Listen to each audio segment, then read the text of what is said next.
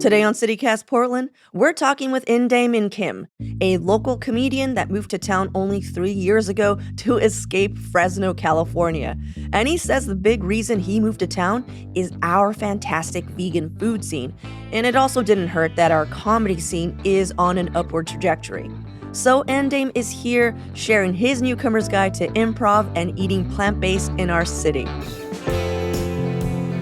It's Monday, March 6th. I'm Claudia Meza, and this is what Portland's talking about.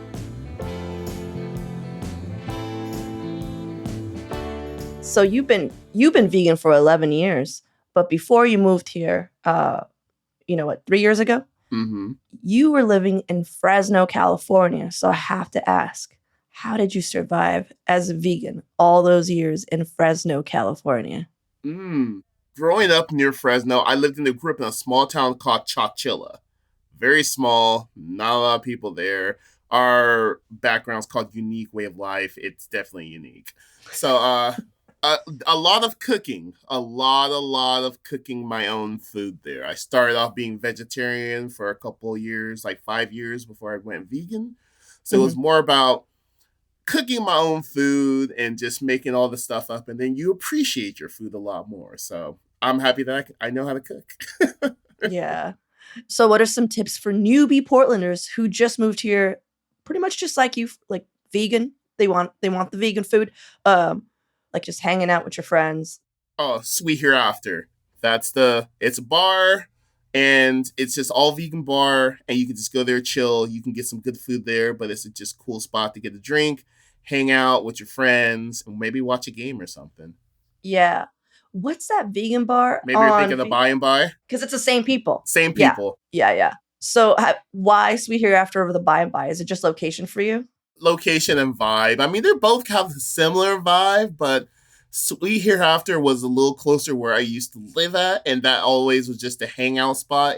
They're both chill, but for me, I have to add Sweet Hereafter a little Sweet Hereafter over the Buy and Buy. Well, yeah, because I came up with the Buy and Buy, and I think it was also location because I've mainly lived in North Portland.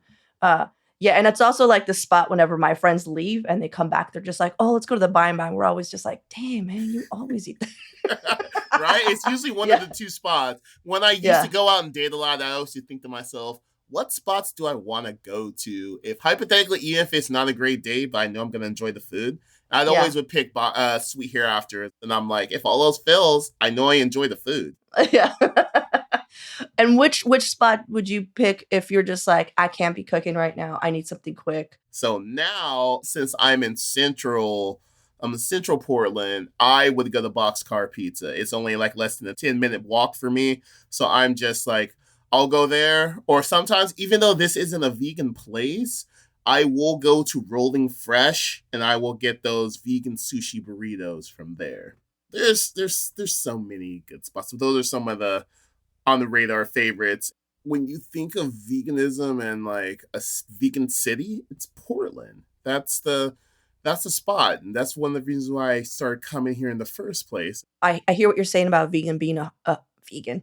I hear what you're saying about Portland being a hot spot. Because even before there were restaurants that were just dedicated fully 100% plant-based, there were always vegan options. Like always, you go to a diner and they're just like, here's a vegan burrito or here's whatever. I mean, I've been here a little bit longer and like the OG spot to a lot of vegans was actually Nicholas's. But Nicholas's is like a Lebanese food place, but without even them going out of the way, a lot of their platters were vegan, you know? Right. So I would come here a lot, like playing shows or whatever, and I had vegan bandmates and we always had to stop at Nicholas's. And to me, that's like the oldest school. I'm sure there's people older than me that are just like, back in my day, you know. But you should check it out if you like Lebanese food. Oh, I've been to Nicholas. Nicholas is a good spot. It's like it's one of those where it's like I think now because I'm a little bougie when it comes to my spot. Let's go. So it's more like, oh, I could go to Nicholas or let me go to all vegan spots there. Exactly. And now that you're talking about OG spots, I have to talk about Paradox Cafe. Of course. That is one of the I would be remiss if I didn't mention Paradox. That's been there for such a long time as well. Yeah. Well, have you been to Dirty Lettuce yet? I have. Dirty Lettuce is really good. It's amazing what they can do with Southern food and make it like all vegan, and you just eat it and it tastes like I haven't ate meat in over 20 years. And sometimes when I eat some of these foods, I'm like, oh, that reminds me what meat used to taste like. Yeah, yeah.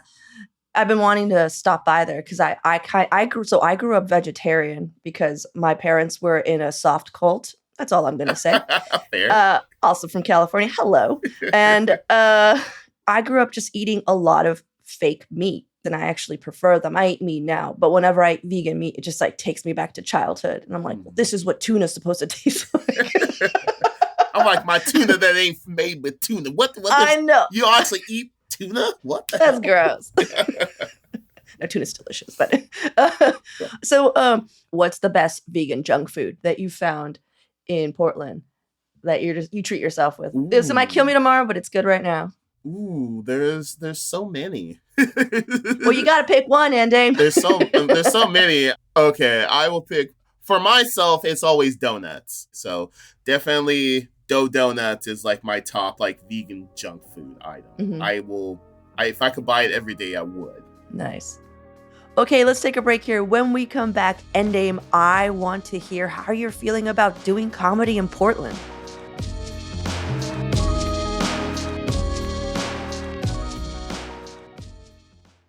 So you came here as well because, well, actually, Endame, were you doing comedy before you moved here, or did you move here and then you're just like, comedy? What's up? I was doing more comedy just bullshitting with my friends, but it wasn't actually hey, let's get on stage and let's try to make money off of this kind of thing. Yeah. So Portland is where you decided like, hey, I'm gonna look into this. Tell me what made you, decide to do that. It was as soon as I moved to Portland, I was already in this mindset of I'm gonna do all the things I want to do in life. I'm just gonna try stuff. I lived in a small town.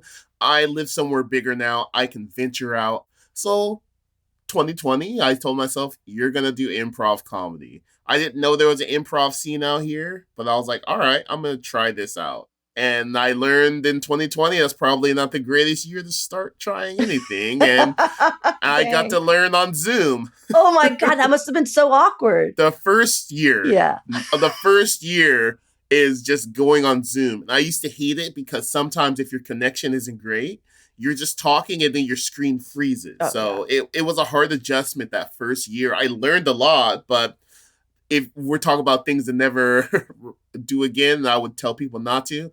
Don't do improv on Zoom. Don't do it. Don't do it. Unless you really, really don't like to get out of your house. But otherwise, don't do it. I would love to see an all Zoom improv show. No, you don't. No, you don't. I just can't. No, you've piqued my interest. Oh, they're all out there. You're more than welcome. Shoot. You're more than welcome to watch it. It's not a great experience. That's hilarious. So tell me about how's your comedy venturing going in Portland? It's going really good. I've been doing improv for 3 years. The last year I started teaching improv. That's been really fun. And now doing stand-up has been fun. Every night there's like an open mic and it's just wild. And I didn't know there was a comedy scene out here until I actually was in it. And there's actually local Portland comics. And there's some folks that have did some big things out of Portland, like Ian Carmel, just to name a few. There's a lot of people that are really talented that sometimes will live in Portland, but will travel down to LA. Yeah, I've been out to see Portland comedy shows, and the whole scene just seems really supportive and sweet. It reminded me a lot of like when I was coming up the music scene here, where everyone goes to each other's shows, and support you, and I don't know, and it feels more like you're hanging out, but you're also getting good at something, which is pretty cool. It definitely can be, but open mics are a little weird. Okay, tell me. Comics at open mics will sometimes not want to laugh at other comics because most of the open mics are nothing but comics because you're working on material. So you don't have a lot of new material you can work out on somebody new that's just going to be like, I'm laughing just to laugh.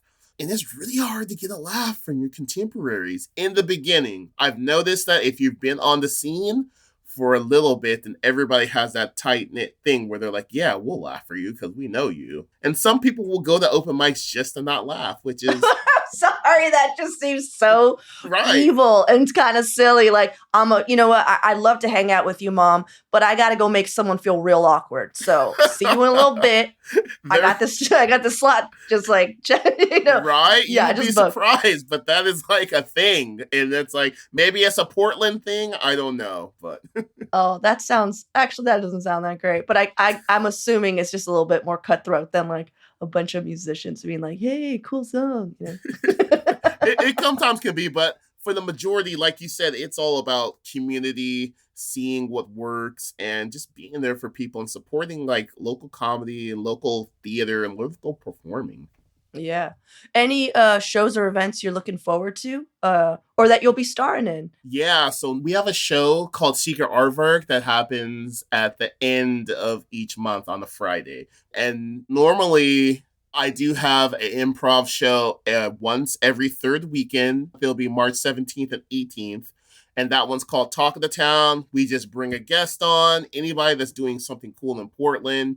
We have them interview them from our host, give them a couple questions, and then we use all the stuff they tell us and we turn that into beautiful improv comedy, all out of nothing. And where is that? Where's that again? That one is at Curious Comedy Theater on Cool. MLK. Sweet. Well, thank you, Ending, for taking the time and giving us your recommendations and just telling us how Portland, you still like Portland? Are you also moving away? No, I love Portland. I'm happy I'm here. I always tell people, I'm like, you can be mad that people are moving to Portland, but don't be mad if like black people are moving here because you need more color. I'm helping you. You just move here. You're like, you're welcome, everyone. You're welcome. Shit's about to get a lot better. Thank you.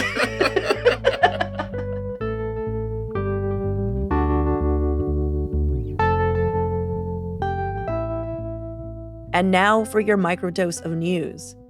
Mayor Ted Wheeler is turning down Nike's request to hire off-duty cops at their Northeast Portland store. Now, that Nike retail location has been closed for months now because of increased vandalism and theft.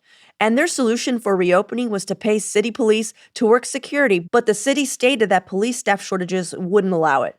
Instead, Wheeler said he hopes to add enhanced public safety measures throughout the surrounding area in the Elliott neighborhood. He also asked retailers to do more to prevent crime on their own. And you could be getting even more money back on your state taxes next year.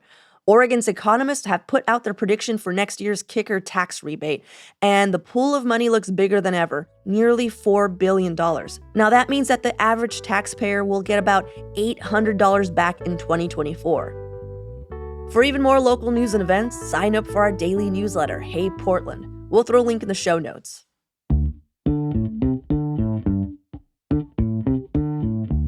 That's all for today here on CityCast Portland. We'll be back tomorrow morning with more from around the city. Until then, see you at Slugs.